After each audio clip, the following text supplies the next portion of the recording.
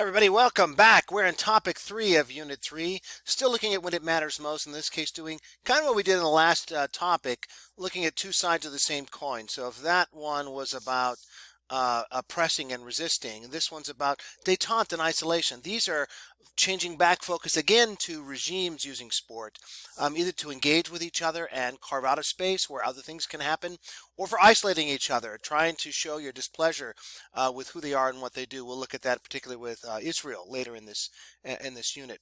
I presume that détente is not a concept that everybody is familiar with.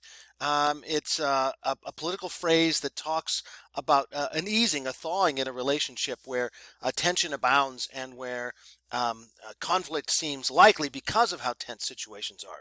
So certainly here in the 2020s, when we're talking, the relationship between the United States and Russia is one where we still have a relationship, but it's fraught, right? It's tough because there's so many things that are in our relationship.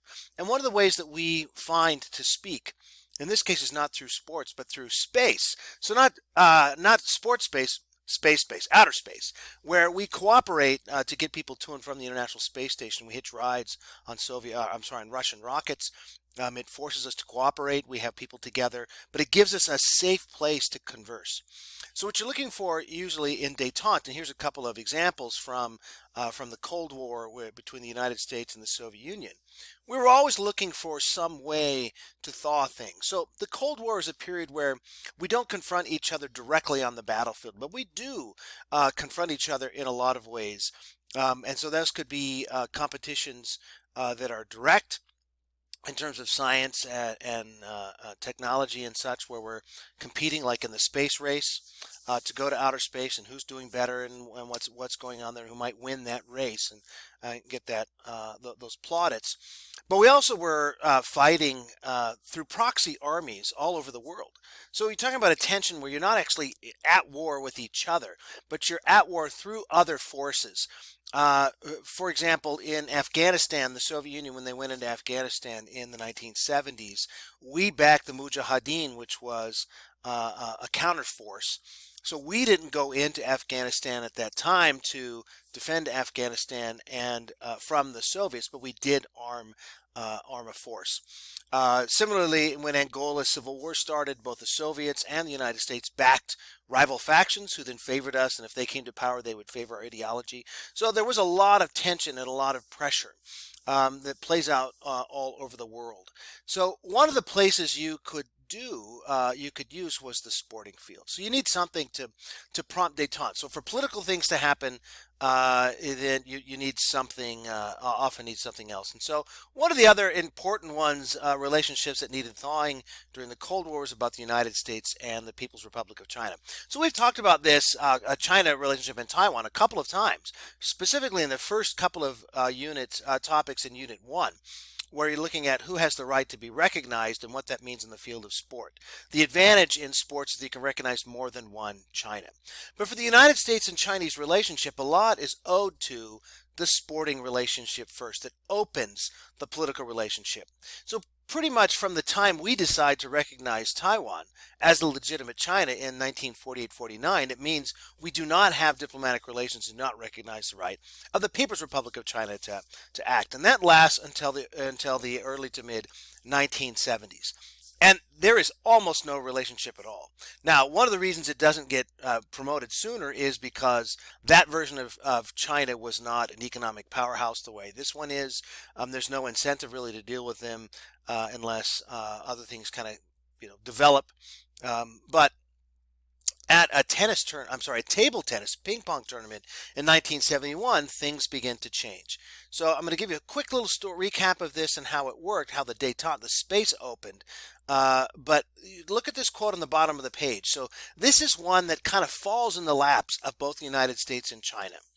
They may be looking for something, and they may be casually interested in something to improve their relationship, but they don't know what that could be.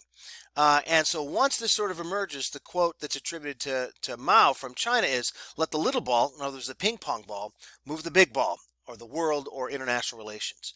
So here's a Time magazine cover that shows a group of American ping pong players. The guy sitting cross-legged on the ground is a fellow named Glenn Cowan. He's kind of a hippie from California. They're at an international table tennis tournament in Japan, and he got on the wrong bus. He got on the Chinese bus, and the Chinese, they're sort of like that story I told you last time about how the Czechoslovakians try to control Martina Navratilova. They have some of that going in China as well. How do you engage with other people? What's your role? How do you act towards them? And it's supposed to be a cold shoulder kind of scenario, but instead, this Chinese athlete, Zhuao Zhidong, he sees Cowan get on the bus. Cowan's clearly lost. And instead of shunning him, he gets up and welcomes him and offers him a seat because they're all going to the venue. So he strikes up an unlikely friendship. And from that moment comes what's known as ping pong diplomacy, as China, which has ping pong in its sports base, consciously uses that opportunity to engage the United States table tennis team. They're the first people invited to visit the PRC in several decades. Because they invite them, here comes State Department officials along with them, here comes media along with them, and it leads to a relationship where within a couple of years, Richard Nixon, President of the United States, is visiting China, and it's known as the opening of the relationship. So this works in part because ping pong's in their sports space, so it's important enough to have a window on it, and it's not in ours. And what I mean by that is it's a safe way to engage because even if they lose to us, we're not going to take that as a brag point and run with it. If there's matches, and but it's enough that we have some skilled players who can go and play in China. But it's fairly safe. But anyway, this means that ping pong has a primary role in one of the most important developments of the latter half of the 20th century.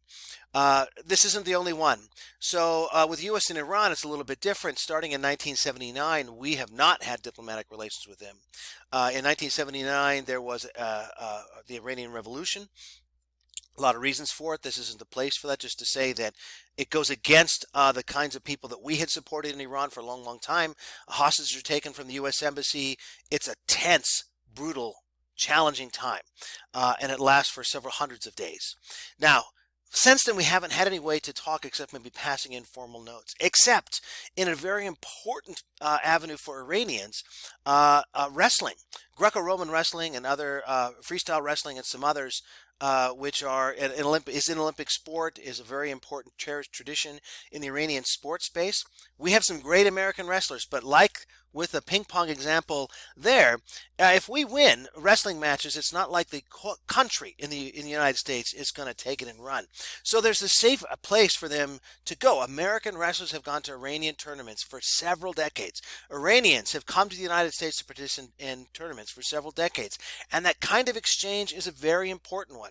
It's a very friendly one, and one that surprises American wrestlers because they're welcomed with open arms by Iranian fans and wrestlers, and they have this really quite remarkable relationship. So this has been, it's not a full détente because it didn't lead to a reestablishment of the relationship, the political relationship, the diplomatic relationship. We still are in tense times with them, but there's at least a thawing. And it's a way that Iran and the United States at secondary and tertiary levels and the U.S. government have encouraged this to make sure we have some kind of relationship. So there's, you can call it détente. It is a détente of a sort, but hasn't led to anything more. But speaking of Iran and sports, they are part of an alternate push to isolate Israel in sports. So Israel is located geographically on the Asian continent. And that would mean that they would logically participate in the Asian regional games and an Asian football confederation, an Asian basketball, etc., qualification processes to get into larger competitions. But that's not the case. It was for part of Israel's history. They participated in the Asian Games, except for twice, 62 and 78. Now, both of those times were instances of somebody something happening politically in the region, and then the host of an Asian game, so Jakarta, that's the Indonesian leader Sukarno, who's pictured here on Time Magazine's cover, or in Bangkok, Thailand in 1978, where they felt that Israel's relationship with the Arab states was of such poor standing that they should refuse visas for Israel to come to those tournaments. So while they were officially still in the Asian Games, they weren't allowed to come to those Asian Games. And then in the late 70s, early 80s, the Olympic Council of Asia is formed to govern all Olympic sports. So it's sort of a federation of Olympic sports. So if you can see that sort of thing where the IOC has an event that sports aspire to, but you still qualify through your regional and your Olympic committees, this is like that. And they did not let Israel join. So when they don't let Israel join, it means that Israel has to find some alternate way to participate in. They're sort of in the wilderness for most of the 80s. They can come to tournaments where you can direct qualify, but if there's anything where there's spots assigned to regions, they had no region to qualify for. So beginning of the 1990s, early 1990s, since then, Israel is part of Europe for sporting purposes because of the isolation in Asia. And Iran specifically, I got a couple of articles in this unit for you to read about judo, and that happens to be a sport where both Israel and Iran have success in judo, which means in single elimination tournaments they end up facing each other sometimes, and how how Iran decides to approach that is quite interesting. They're trying to isolate Israel through sport, and then they isolate one of their athletes through sports. Talk about sports to oppress. Read the second article. Read both articles, of course, but you'll see in the second one where an athlete in Iran said, "No, I'm not going to isolate Israel." Then he becomes a victim of oppression. So. That's one example. Another would be how to confront aggressive regimes. 1992 is one of a lot of people who's been watching soccer for a long time favorite moments in how a tournament unfolds, because Denmark wins the European Championship in 1992, and they didn't even qualify for the tournament. In fact, when they are allowed into the tournament, they're already on vacation. So it's kind of the way the season runs. It runs from August. The league season runs from August all the way to the next May. The big tournaments happen in the summer. So if you're not in it, then you're on vacation. So they were on vacation. But the team they lost out to for a spot was Yugoslavia. Yugoslavia devolved into war in 1991. It gets very nasty with genocide and other really terrible war crimes that happened throughout that decade. Europe was interested in isolating Yugoslavia. And so even though they had qualified from the tournament, they kicked them out. Okay, because they want to show their dissatisfaction with what's developing. They were trying to put pressure on them early. It was always only a European push. Yugoslavia qualifies later for FIFA for the World Cup and is allowed to participate. But it's always been fun to see first this idea that Yugoslavia got kicked out. They're trying to isolate them through sport because the regime had become aggressive. But then Denmark wins the tournament after having been on vacation. So what they're trying to do with Yugoslavia, this is the symbol of Red Star Belgrade, a club team who also endured some isolation from Europe. Cuba will be the final example I have in this unit. Cuba has utilized sport to define itself since 1959. So 1959 is the year of the Cuban Revolution. Fidel Castro and his supporters came to power. Right away, they integrate sports. They commit to sports. They're going to use sports to tell their story. And if you look at this medal table of Cuba's performance at the Pan American Games, you'll see that in the years following the revolution, the investment they make in the sporting infrastructure, in coaching, in player development, in training methods, leads to this just a gigantic expansion in how Cuban athletes do in the Pan Am Games. They do really well in Olympic Games as well. We'll see that later this unit. They now have the second most medals of any country in the Americas in the Pan Am Games, which is remarkable for the size they are. If we flip this onto that per capita list we had earlier, you would see how well they did compared to others as well. So they've been isolated politically. They're not allowed to be part of the political organization in the Americas, the Organization of the American States, but they have been allowed to participate in sports. And so there's this détente, this space where people are allowed to engage with them. And it kind of develops to an interesting point in 1999, not always with the excited support of the U.S. government, but Major League Baseball. reached out and set up a series of games in 1999. There's been subsequent training matches and stuff afterwards, but this is a big moment where, as a representative of the United States, the Baltimore Orioles traveled to Havana. Fidel Castro was there. There's a lot of people upset about this because if you're going to engage a regime you don't like through sports, then you can protest it as well. So you've got sports for isolation and détente, and sometimes us, for example, Iran, for another example, we draw closer to some and isolate others at the same time using sport.